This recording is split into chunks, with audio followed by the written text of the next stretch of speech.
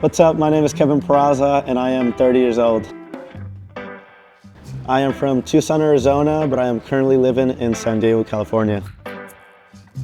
The first ever time I saw anyone ride BMX was my dad. So my dad rode BMX in the 80s, and he took me to the racetrack when I was 5. So like very vividly, like just the racetrack with my dad and just watching him do bunny hops in front of the house, like off the curb and stuff. I just thought it was the coolest thing. And obviously just going through his albums of photos and the history of what BMX was in the early 80s.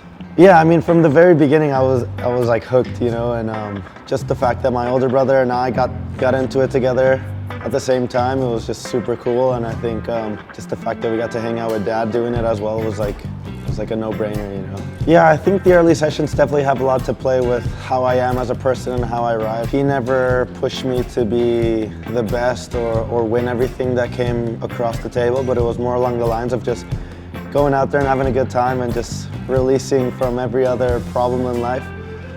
BMX has always been that outlet for me, and I think my dad always, you know, showcased that fun was always the most important thing, for sure. Yeah, the first trick, I think it was a no-footer. It was at the racetrack. And obviously, like at the racetrack, you're not really supposed to do tricks, so I was definitely getting yelled at from the lady up at the tower. It was a no-footer, and I remember even trying like Supermans like that same day and like going over the bars and stuff. Like that's super memorable for sure. Just the basics, you know, the one-hander, the no-footer, like you name it, just. I think the first professional BMX athlete that I met in person was Cameron White. It was at a dirt event in Vegas. It was called like Extreme Thing. And that was actually the first event that my dad took me to go see in person. He took my brother and I to go see that event in person. We drove like 7 hours overnight and paid for these concert tickets that we didn't even use because we didn't even go to the concert. And I mean, I'd seen all these like superheroes on TV and magazines and video parts, you know, and I just remember like showing up and running over to the bleachers, and first person I saw was like Cameron White just doing the biggest front flip over the jump, you know, and automatically just stuck my hand out to get a high five as he was coming back up to the roll-in. And then from then on, I just met like every other pro that was there that weekend. It was like Ryan Gutler, like Ryan Scher, like I don't even know, Adam Baker. He did like the first flip double whip that weekend, and TJ Lavin was judging or even riding the contest. Like it was just the craziest thing for me. But Cameron White, I think, was like, I just remember him doing the biggest front flip. I was like, no way. ¿Qué tal, perro? ¿Todo bien? Yeah, you too. Good to see you, bro. Oh, sorry, I fucked Bienvenido. It's chill. Matias Dandois was another pro that I got to meet a few years later, which is insane. So, if I could ride a spot and never get tired of it, it would be this ditch that I grew up riding in Southside, Tucson, Arizona. We didn't have skate parks in Tucson at the time, so it was either our backyard ramp that my dad helped us build, or it was this ditch that was a few blocks away. And it was this really good hip where you could roast it to the left, and then you could just kind of like surf down the whole ditch, the whole canal, hit the wall ride. Some of them were like super janky or even tip over, but I feel like I learned everything there, and just like the sessions there with my friends and the community, and some of the best moments of my riding life were in that ditch, from injuries and going through the wall or filming video parts. I shot my first cover of Ride BMX there with Jeff Z. I mean, I've definitely taken like friends and other pros there. I've seen other pros ride there. It was in like one of the Road Full 16s as well. Like, yeah, you name it. I think that's one of the best. We call it Southside Hip. I would ride that ditch any day, anytime I'm in Tucson for sure. My parents don't live near that anymore, but even when I do go to Tucson, I always try to just drive by to just have a little nostalgic moment for sure. And it's just cool. Yeah, I just think it's cool. Like I said before, like some of my best moments were in that ditch, for sure. Damn, this is a hard one. Favorite trick? It depends the mood, really. Like a good can-can. Like I never get tired of a good can-can, whether it's in a 360 or in a hip, quarter pipe, add a tire grab to it.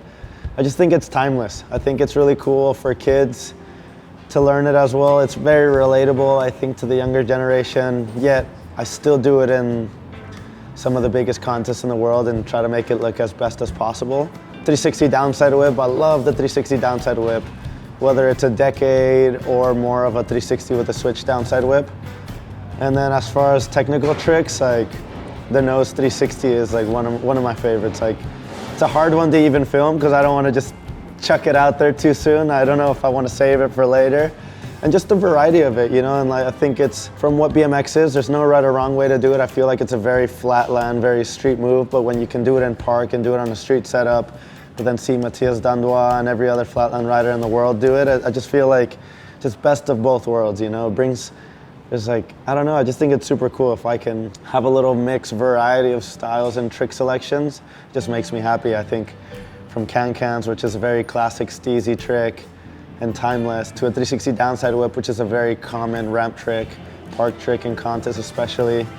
And then from a nose 360, I just think it's like, you know, ticking all the boxes, technical, style, and progressive. So I think it's definitely cool and diverse, really, most importantly.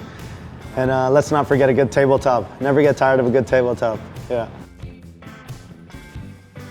My favorite rider is probably the hardest question. It goes back to like watching Corey Anastasio in the X Games movie and just having that persona and like the grunge and like the nasty across his back. You know, I just thought he was the biggest rock star, and Superman seat grabs, like the baggiest jeans, you know what I mean? Like, I just thought it was like so raw and so cool, and like double flipping without a t-shirt on, no foam pit needed, you know, I just thought it was so raw. Nowadays, you know, it's like my generation especially, like it went from nasty to Corey Bowen, Mike Aitken, Josh Harrington, Chase Hawk, Dennis Henderson, Gary Young. Yeah, nowadays it's like, it's my favorite riders become my, you know, they're my best friends, most, or guys that I compete with, or guys that I ride with, you know, like Dennis Henderson, Pat Casey, rest in peace, one of the greatest ramp riders of all time, like one of my best friends, but one of my favorite riders or biggest influences, you know, and Garrett Reynolds, you know, like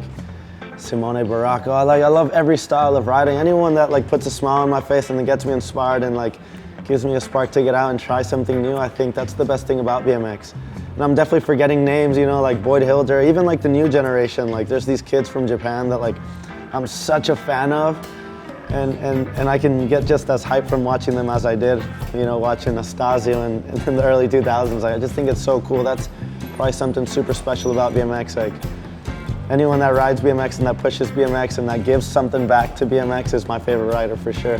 It might sound crazy to say, but like, you know, I have this massive list of people that have influenced the way that I ride a bike or see BMX in general. So, you know, the list is eternal for me.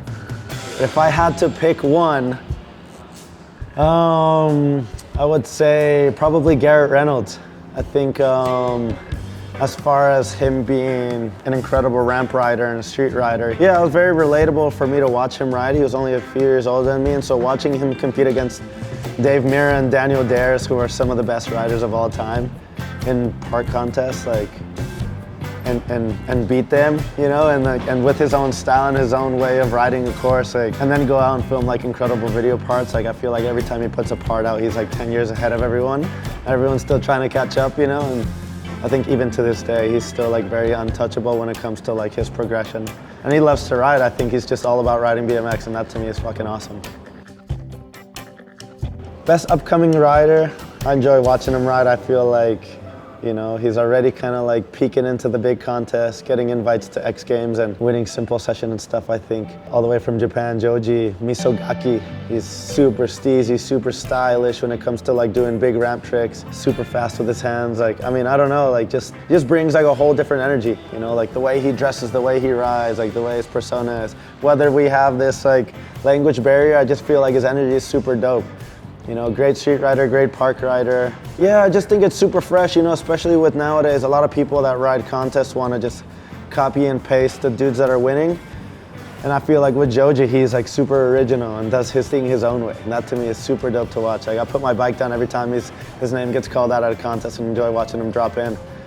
Another rider is Showa Matsumoto. He's also from Japan. I think he's gonna be 15 or is 15, and he's an absolute weapon. And I mean, no brainer, you know, keep an eye out for him for sure. If I'm allowed to say one more, Sebastian Martinez, we call him Manguito, Little Mango. He's from Colombia. I just think he's just that new wave of BMX riders, just like Joji and Showa, like super steezy, super stylish when it comes to doing big ramp tricks. He has like every variety, ride street, park, dirt, like you name it, everything.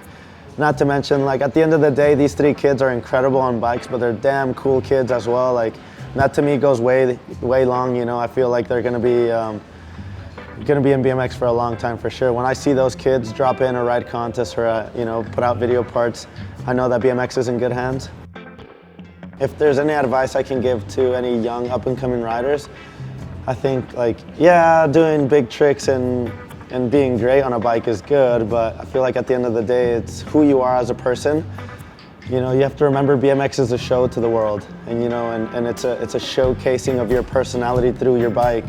So if you can just do that and be yourself, be the funny and goofy person you are, the quiet and shy person you are with your BMX bike, I feel like getting to know people and just stepping out of your comfort zone. You're already riding a BMX bike, which is so different from a very traditional sport. So don't be afraid to be different. Don't be afraid to, you know, speak up and speak to people and get out there and, you know, and be you. I think at the end of the day, people just want to get to know you, you know, and I always try to tell people, like, be the person that you want to hang with. Don't be too cool. Don't be too, you know, too arrogant when it comes to riding, you know, or I don't know, don't put anyone down. I feel like we all started from zero as well. Like, if you can motivate younger kids as well, like, yes, you're just getting started and you're not pro yet, you're not making it in BMX yet, but you are an inspiration to younger kids that are just getting started as well, so never forget that. And obviously have a good time, enjoy this shit, it's not forever, so whether it's for 5 months or 5 years or 15 years, just get out there, have a good time and hang out with people that enjoy it as well, push you even more to be better on your bike and get you off the ground and keep going and, you know, surround yourself with greatness and you'll be great. I think that's the best quote I can get for sure.